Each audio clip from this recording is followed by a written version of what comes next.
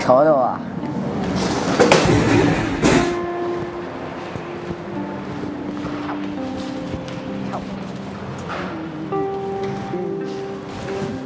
點解我成日都俾人蝦呢？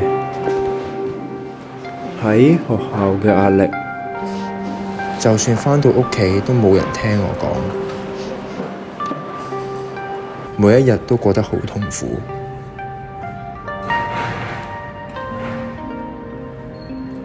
好似從來都冇一個出口可以抒發我嘅感受。係咪離開咗呢個世界就唔會再有痛苦？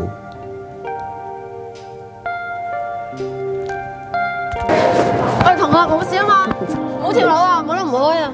同學，唔好唔開心啦，咩事都有可能發生嘅。你係咪俾人欺凌啊？我幫你捉嗰兩個人返嚟啦。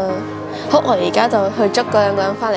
原來呢個世界有人願意聽我嘅感受。對唔住啊，我知錯啦，下次唔會㗎啦。你兩個唔好再蝦人啦。原來只要我哋願意講出感受，身邊總有願意接納我哋嘅人。